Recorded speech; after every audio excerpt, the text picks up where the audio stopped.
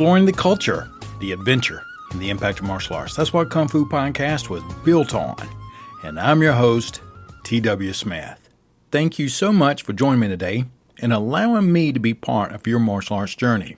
If this is your first time to Kung Fu Podcast, welcome. You're in the audience of some of the finest and sharpest martial artists in the world. People that put in a great deal of sweat equity and care into their craft. For those of you who've been with me for a while, I greatly appreciate your patience. Even though Raleigh, North Carolina was not struck nearly as hard as many of our coastal brethren, there are still a lot of things that we're just recovering from. Not so much about getting around, but for example, taking things and preparing for in case of flood. So you take everything and you get anything that you actually want to keep up as high as you can. What just so happens yesterday was the first time I was actually able to get everything off of my desk. And in all honesty, I had recorded a podcast about 4 or 5 days ago. But through all the transitions and things along those lines, trying to get my equipment back out, it got accidentally deleted. So it's okay. I decided I was just going to sit down, take my time, and put together what I believe is an important podcast on the origins of the self-defense mindset.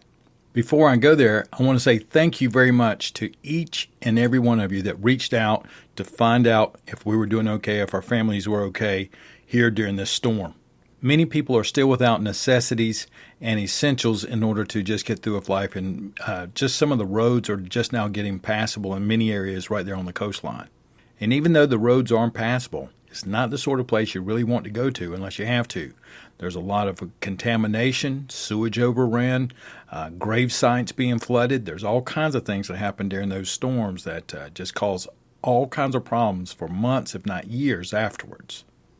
Now let's get ready to move into the meat of the program, the point of origin for interpreting your self-defense.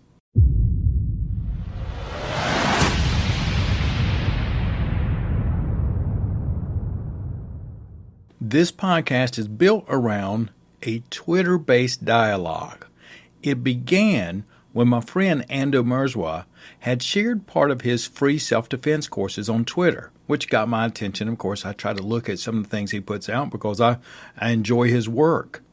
Then I noticed that a gentleman that I've had several conversations with on Twitter, his name is Richard Betchlick, had made a comment regarding Ando talking about self-defense. Of course, I throw my 2 cents in and chime in, and then Agent of Action Jamie Clubb does as well. Let me see if I can pull this up for you real quick. Richard had stated, "I like hearing you talk with Stephen Kesting about self-defense options for older people.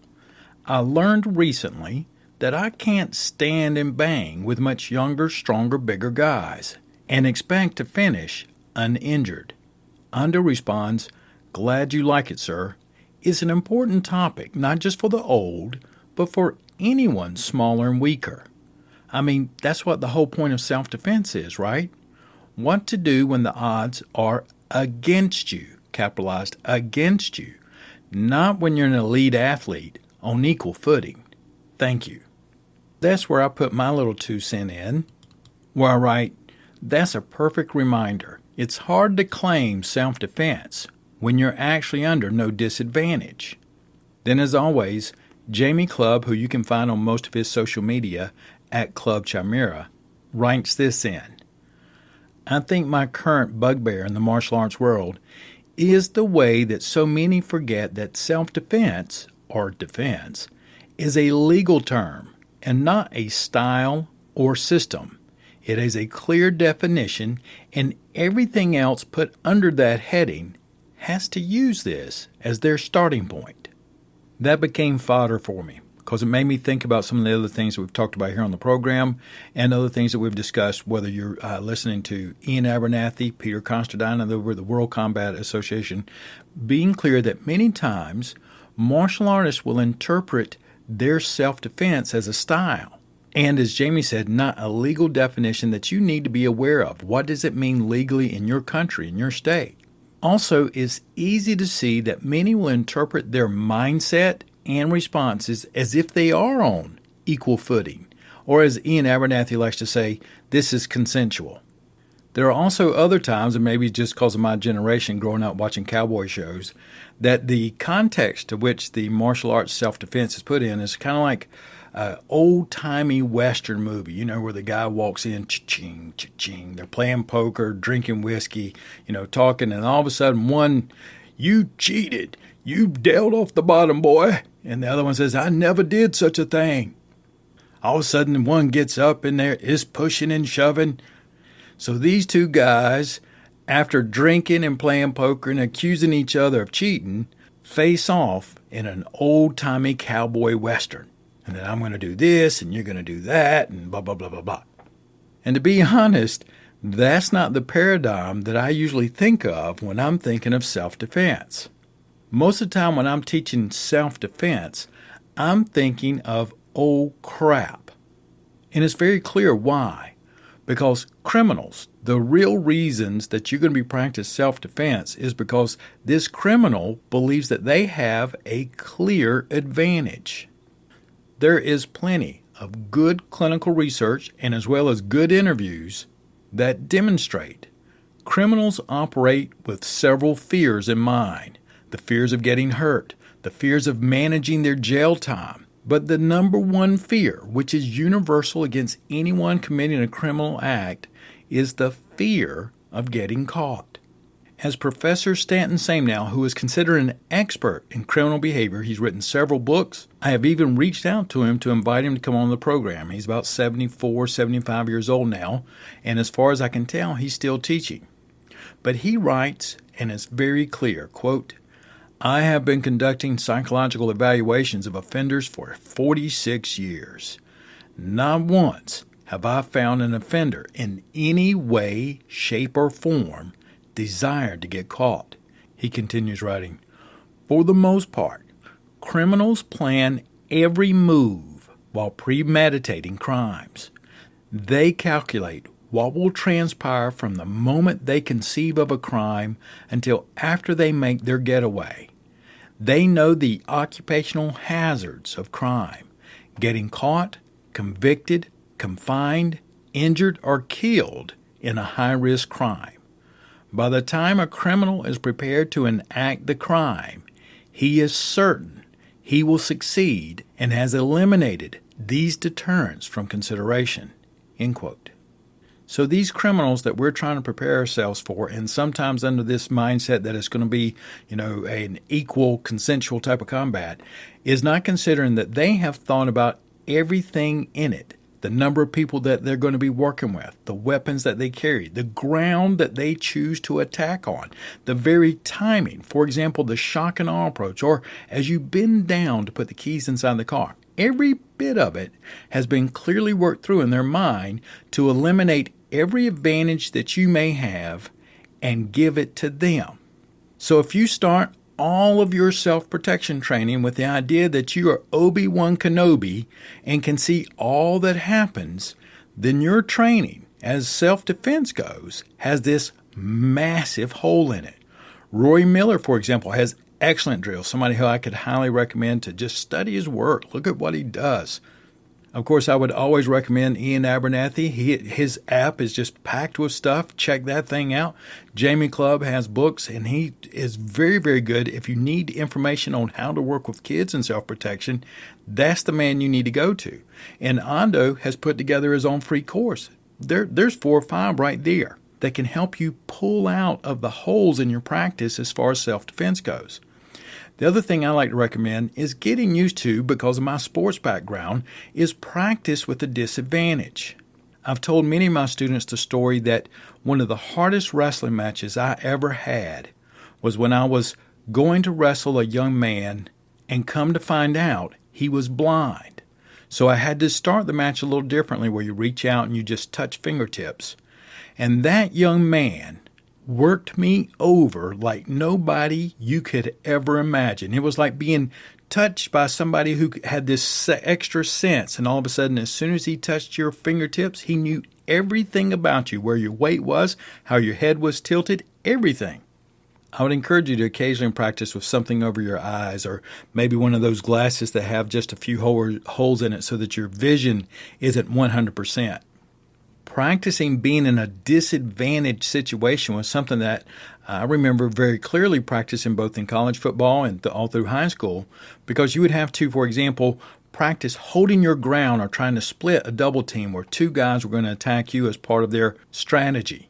Practicing being aware of crackback blocking, somebody sneaking up beside you, for example, a tight end coming down the line. Or misdirection. That was also a big one. These were part of your practice to get used to being at a disadvantage but still working through it. You had to know that they were going to try to create an advantage for themselves and put you at a disadvantage if it gave them an upper hand. Criminals do exactly the same thing. So, for example, practice on the stairs. You're on the bottom step. You can imagine that there's somebody there below you and that there's someone there above you. The only way to get out is to get through. Occasionally practice in blue jeans or whatever type of clothes you might normally be in. As I've mentioned before in a previous podcast, get outside. Practice on the wet grass, for example, or wet straw. Around here in North Carolina, wet pine straw is common. You might practice your kata or forms out on wet boards like a dock or a pier, or wet concrete like a beer-soaked sidewalk.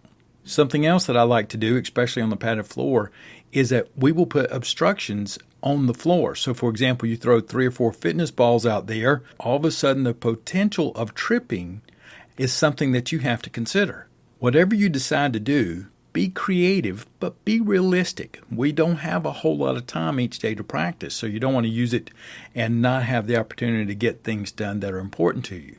You might consider practicing as if you were hobbled, twisted ankle, busted knee, or you only have access to one arm, where basically maybe you jammed one up. You got stabbed, hit with a bat, something where that arm is not available to you. One of my students who is recovering from a stroke, we go through standard fall training, front falls, side falls, back falls, the whole lot of them. And she has to figure out how to practice her falls without access to her right arm or the majority of function of her right leg. And you know what?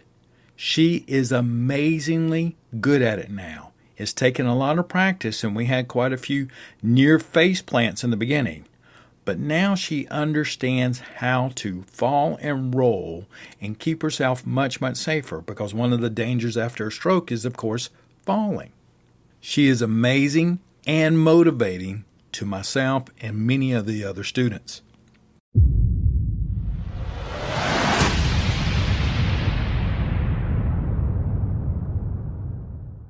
So to get the most out of your practice, remember that martial arts is styles and history and culture and exciting and adventures and things that I love.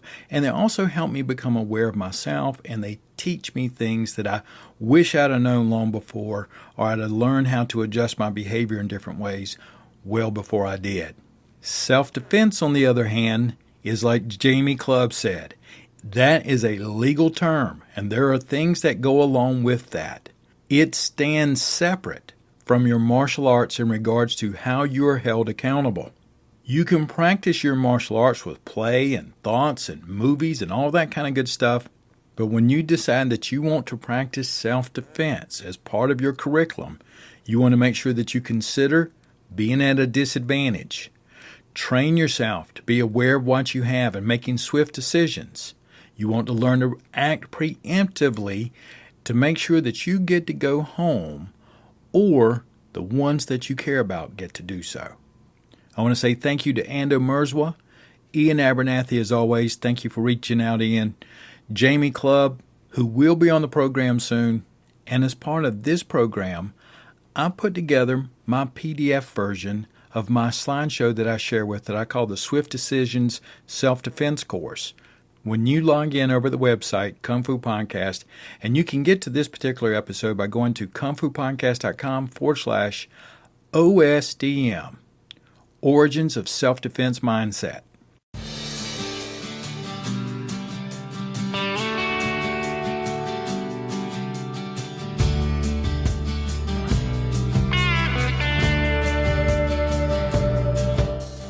Take care of yourself, work hard, and I'll be talking with you again real soon.